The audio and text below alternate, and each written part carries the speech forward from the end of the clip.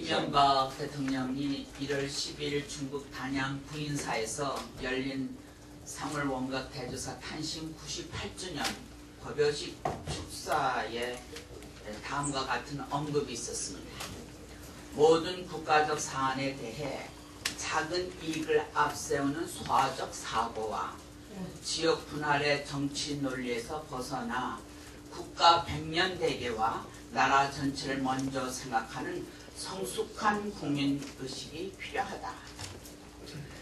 이 발언을 보면은 두 가지로 정리가 됩니다. 하나는 세종시와 4대강 사업 등을 반대 의견을 내는 야당과 국민 등 정치 세력은 소화적 사고와 지역 분할의 정치 논리에 물든 정치 세력입니다.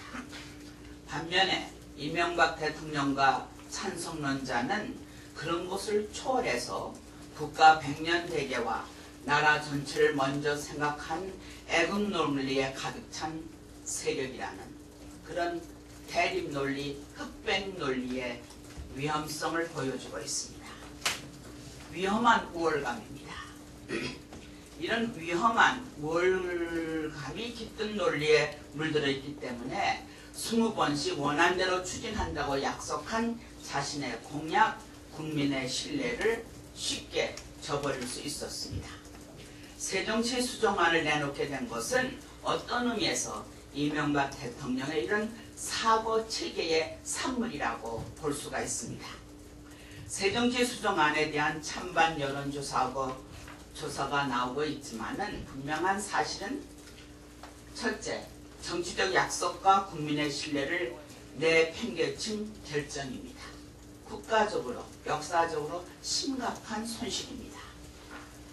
또 하나는 이전 정권이 한 일은 다음 정권이 마음만 먹으면 바꿀 수 있다는 정책의 일관성이 깨지는 불행한 선례를 남겼습니다. 여기에는 국가 백년 대계를 위해서 연석이나 계승의 의미는 사라지게 됩니다. 세 번째로 부자 감세에 이어서 세종시에 입주하려는 대기업의 토지를 조선공가의 6분의 1 가격에 즉 3.3제곱미터당 36만원 내지 40만원 수준에 공급한다는 것은 누가 봐도 재벌 퍼주기고 재벌 특혜입니다. 이런 편정 지원은 역차별에 대한 분노를 불러일으키게 되고 국민의 갈등, 분열은 활화산까지 타올릴 것입니다. 저는 이것을 보면서 우리나라 속담에 사촌이 땅을 사면 배가 아프다. 이게 우리 신성에 있는데 이 양반들 이거 전혀 몰랐네. 이런 생각을 했습니다. 마지막으로 이명박 대통령의 국가 백년 대계에는 왜 국가 균형 발전에 대한 관심이나 비전은 찾아볼 수가 없느냐.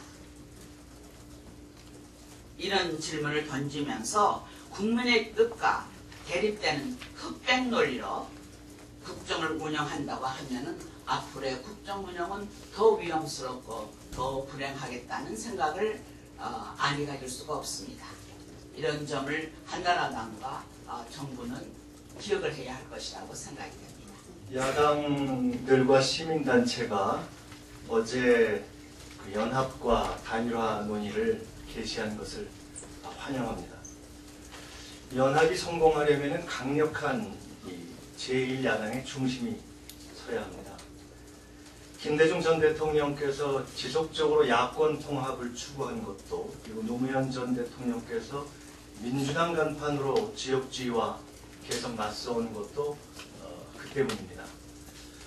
지금은 이렇게 강력한 제1야당 구축을 위해서 사당주의를 비판해야 할 때다. 저는 이렇게 생각합니다.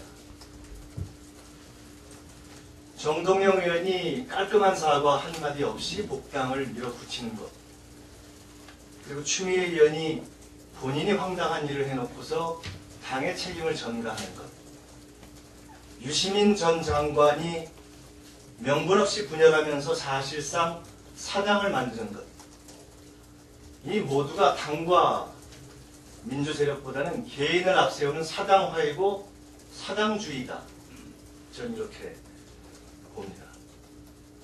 이 시점에서 정동영 추미애를 비판하면서 유시민을 비판하지 않거나 또는 유시민을 비판하면서 정동영 추미애를 비판하지 않고 친서관계에 따라 적당주의로 넘어간다면 그것은 당과 민주 세력에게 결국 그 피해가 고스란히 돌아갈 것이다. 이렇게 생각합니다. 모두가 당과 민주 세력의 소중한 지도자들이고 자산입니다. 지금 민주 세력이 국민의 신뢰를 회복하기 위해서는 당과 민주 세력의 지도급 인사들부터 솔선수범해서 저는 신뢰를 회복하는 신뢰 회복의 과정에 함께 해주셔야 한다. 저는 이렇게 생각하고 요청드립니다. 그리고 지금이야말로 당원들께서 강력한 단일야당, 민주당의 구축과 발전을 위해서 중심을 모아주셔야 할 때다. 이렇게 호소드립니다. 10년 들어서 계속 북한의 자세 변화가 눈에 띄고 있지만은 우리 이명박 정부의 대북 정책은 요즘 날씨처럼 꽁꽁 얼어붙기만 하고 있습니다. 지난 주말에 통일부가 금년도 첫 대북 인도적 지원 불가 1호를 발표했습니다. 즉 전국 농민회 등 시민사회단체 회원들이 주말 농장과 농촌 봉사활동을 통해 직접 생산한 쌀 100톤을 6.15 북측위원회 농문분과위원회에 보낼 예정이었지만 통일부가 허가를 하지 않았습니다. 통일부는 6.15 농문분과위가 사회문화교류단체이기 때문에 대북 인도적 쌀 지원이 순수한 인도적 지원이 아니라 사회문화교류 사업이라고 해서 불허한다고 그 이유를 밝혔습니다. 그러나 작년 12월 사회문화교류라고 볼 수 있는 조계종의 금강산 신겨사 쌀 10여 톤은 반출을 승인했습니다. 무엇보다도 대북 인도적 쌀 지원을 즉각 승인할 것을 촉구하면서 정부는 사회문화교류와 대북 인도적 지원을 구분하고 제한하고 통제하는 데 힘을 쏟을 것이 아니라 남북관계 진전과 한반도 통일을 위해 변방에서 중심으로 나올 수 있도록 노력해야 한다는 것을 충고합니다.